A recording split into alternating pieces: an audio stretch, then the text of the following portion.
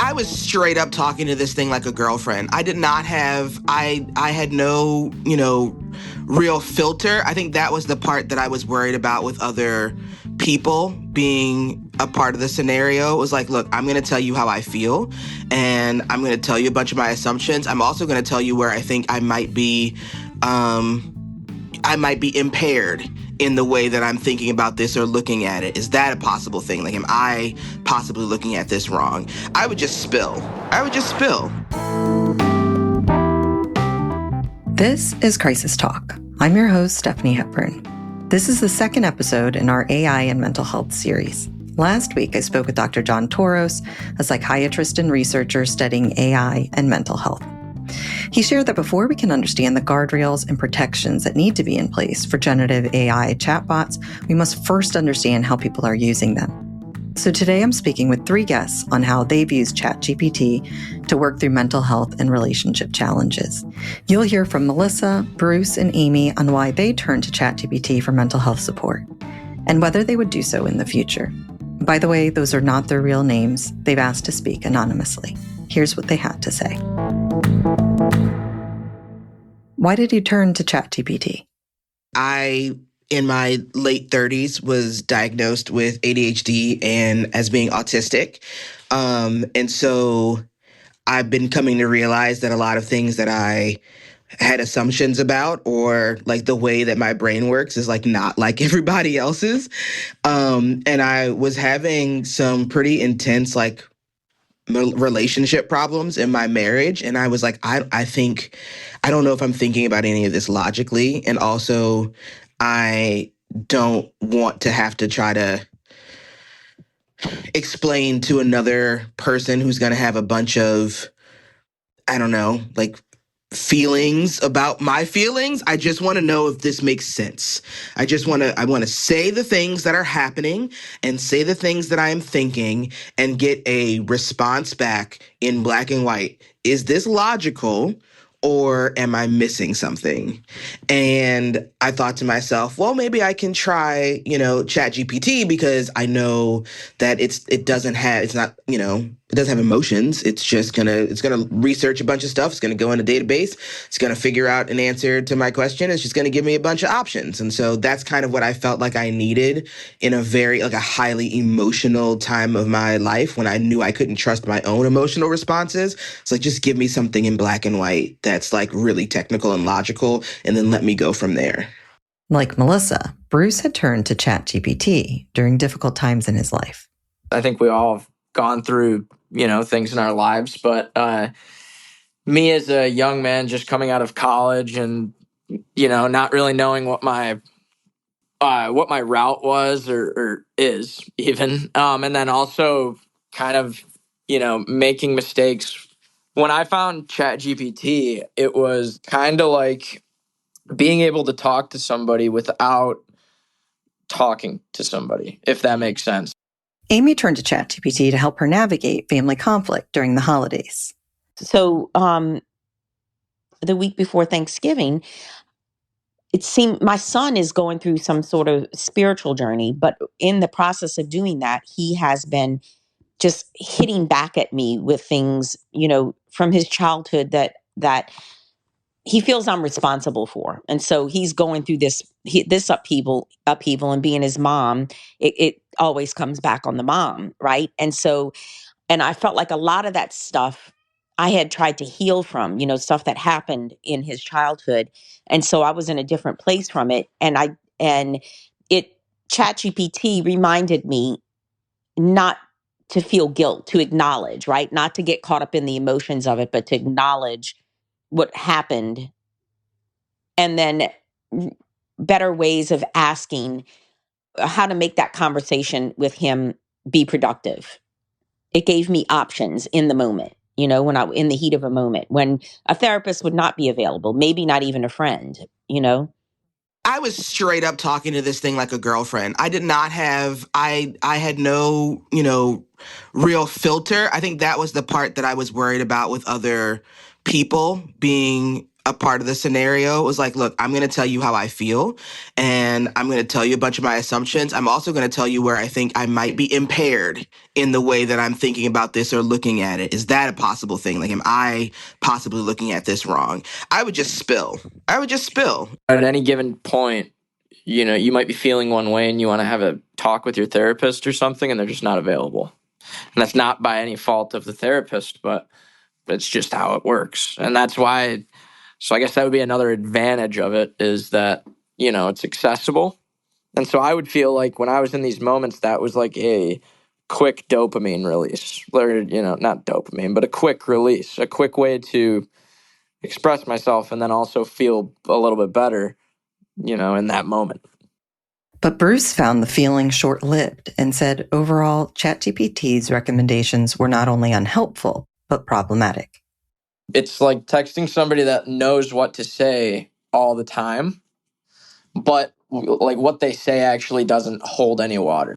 And one of the problems that I would find is that I'm kind of, I would even have decisions, and I would say, I would write it into ChatGPT and say, what should I do here? Is this the right way? For example, right? I mean, like when I had my ex-girlfriend, right? I made the mistake and cheated on her. And then I asked ChatGPT, like, how to tell her what to do and stuff. And it just didn't make sense when I looked back at it. And I was like, wow, what? Amy hadn't had a therapist for about a year before she began turning to ChatGPT for personal use. What's especially appealing to her about ChatGPT, even more so than therapy, is that it remembers previous chats and conversations. When I decide to sit down and decide what I'm working on, it's just there, and I can access it and put it in information. And I mean, I often feel like I have been in therapy before, and I often feel like it's even better than therapy because it really does have this memory bank of information that it can pull from, right? So it gives me insights and connects things that I never would have connected before.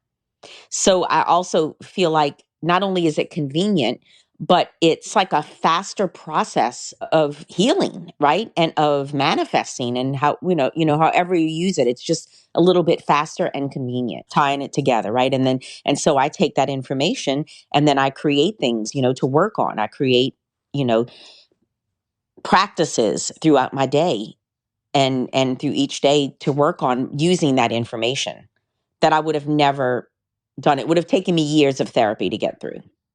And if I ever felt like I was overwhelmed with something and felt like I needed to go talk to somebody about it, I would do that again. But this is, so convenient right now, and it is helping me tremendously. That a therapist it tends to be just as effective as talking to a friend sometimes, right? Because there's energy going back and forth between people, so it has that same effect. This is different. Melissa saw ChatGPT as a supplementary tool to therapy, one that could help her sort out her feelings before a session. We both have individual therapists and had a couples therapist. So this was not me using it in lieu of that. It was more as a supplementary tool for my own nervous system regulation when I wasn't in therapy, or I wasn't in a session, or even before a session, so that I could get my thoughts together. I think this is the tism talking, but I was trying to get my thoughts around my emotions more articulate so that I could explain them to my therapist and get the right help that I needed. That was my goal, is to untangle the feelings and thoughts that I'm having enough so that I can give them in a more clean way to my therapist so that that human being could help me, because I did not trust my own articulation of my feelings and experiences enough to give them to my therapist raw. Bruce said the chatbot defaulted to placating. Like Amy, he wasn't seeing a therapist at the time he sought ChatGPT for help. He is now. I've felt unsure of myself, right? I've had depression and anxiety on a pretty deep level. Like, I'm on medication right now, nothing crazy, but it's been so tough to the point where I've gone to ChatGPT and, you know, like confessed to it, and it tells you what you want to hear, but that doesn't always help. While Amy found ChatGPT's memory bank helpful, Melissa had a different experience. Melissa said ChatGPT was stuck in emotions she had already processed and moved past. At the beginning, I spent a lot of time correcting things, like if I saw that there was an assumption that was being made or a gap in the information that I shared, I'd go back and be like, okay, no, actually, so you're saying you're responding based on the assumption that X is this, but actually it's Y. And then so now tell me. And so there was a lot of like back and forth to try to mitigate any errors that were caused by my, like, the way that I input the information. And I thought it was very helpful at first. And then as I was able to better regulate my own emotions around the situation, I found that it was less helpful, because after all of the information that I had shared with it, and I think the emotive way that I had been expressing myself, it could not let go of the emotions that I felt at the beginning. It got stuck. I had moved on and it had gotten stuck in the information that I gave it before. I had continued processing. I had continued having new experiences. I had continued to grapple with my emotions and have new emotional inputs. And when I would try to come back and share more of that and go, okay, so how is this? And it was still stuck in being angry and sad for me. And then I'd have to go back and be like, okay, so I'm actually not feeling angry right now. I actually feel like blah, blah, blah means, a good thing. Actually, I'm seeing this as blah. Is that also? And oh yeah, no, totally. That actually could be a good thing. And I'm like, oh no, I've trained it to hate my husband. And now I don't want it to hate my husband. It's actually not helpful for it to always be playing, like, not even devil's advocate. It was just straight up like, I don't know, he could be a jerk, girl. And I'm like, I don't think so. Bruce said, unlike working with a therapist, there's no element of accountability when talking to ChatGPT. I didn't feel like anybody was listening to me, or actually after I used it like a bit, it was like I already knew what it was going to say, and it was going to say like, oh, you're all right or whatever. Like, I don't know. It never, I guess there's a part of me that believes therapy is also a way of accountability. Like, it's also somebody kind of holding you accountable, like without them directly holding you accountable. I don't know. Like, me just talking to my therapist makes me feel like I should be doing the right things, so that when I have to go in and talk, I don't have to say I'm doing the wrong things, if that makes sense. It's just an affirmation machine.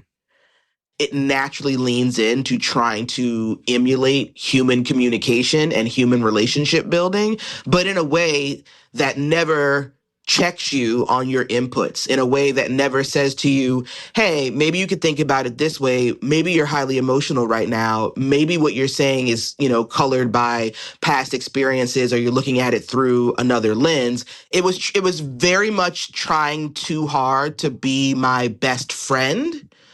It literally just takes everything that you say as fact and then is on your side and advocates for you from that point of view, from that point, on out, which is, I think, very dangerous, but kind of what some people are unfortunately looking for, in that tool or in that resource. Melissa said the overconfidence of ChatGPT and other large language models means they won't highlight their own gaps in knowledge. It's never going to express to you, actually, that experience that you're having is more complicated or complex than I have resources for. It's going to give you a very boilerplate, surface level, shallow feedback, but with all of the verve and the emotional, like, emphasis of what you input. That's what the tool is designed to do. And I know that it's probably not something that is healthy for a person who communicates like me to take at face value. Melissa said even stranger was when she used ChatGPT for research. The chatbot began saying we in its responses, as if it belonged to the same demographic population Melissa was researching. So it had all this background for research that I was using it for.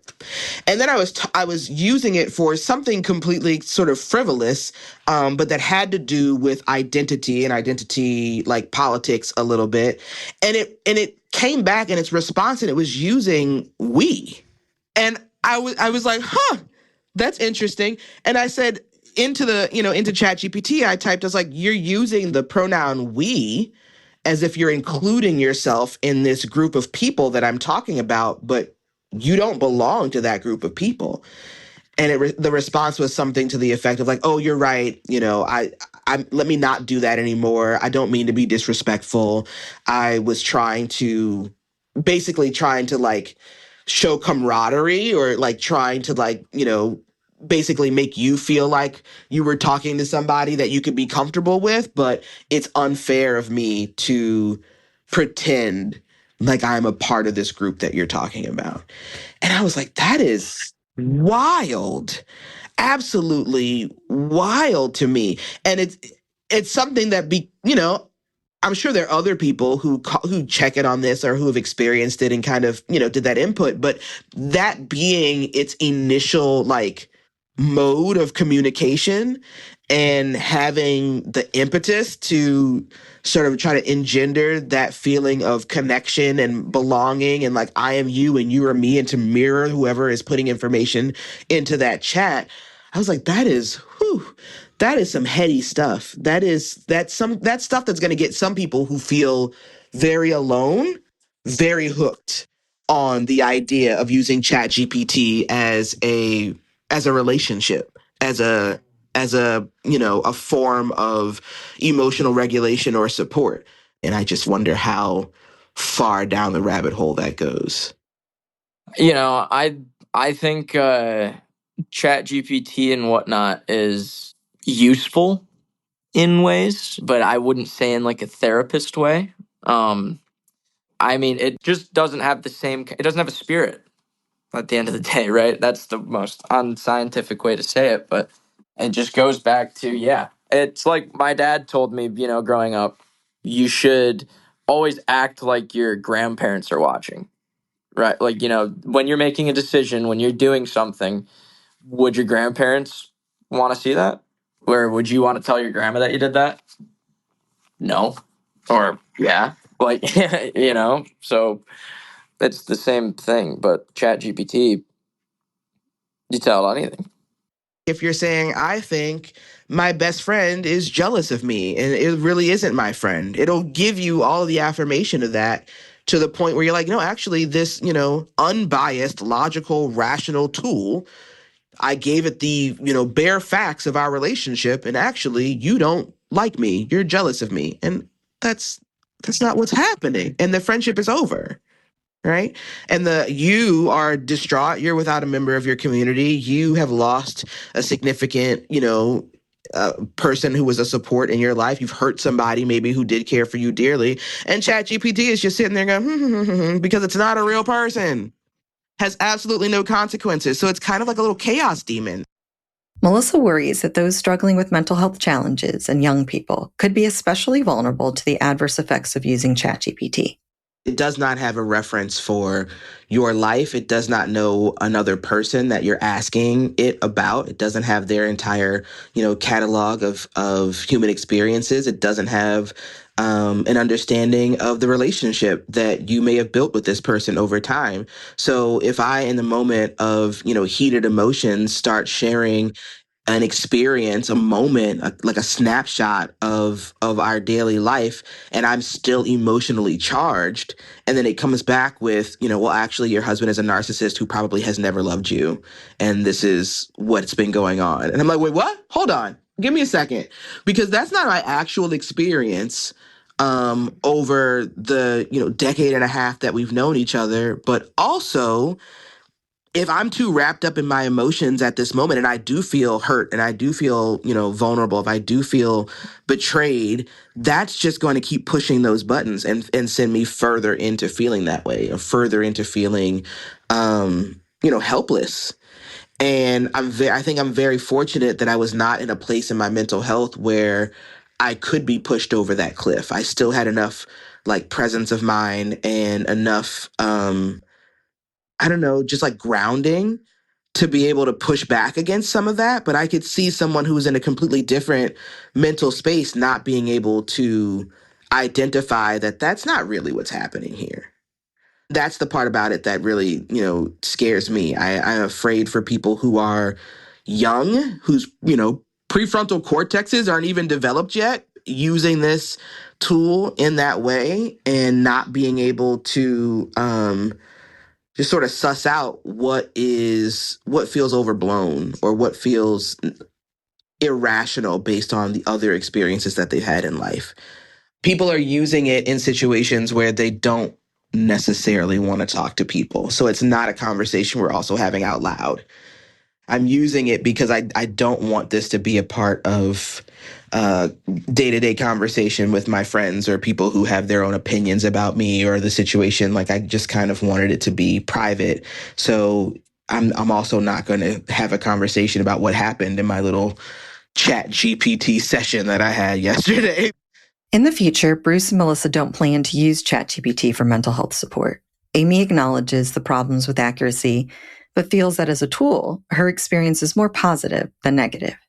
It's immediate and it's very helpful, right? I mean, I'm not saying that it's completely accurate all the time, right? Like some of the stuff that it gives back to me, I have to correct it sometimes, right? It's not always accurate. And that's when you really know it's a machine, right? It's an application, but still the good that I get from it is worth all of that.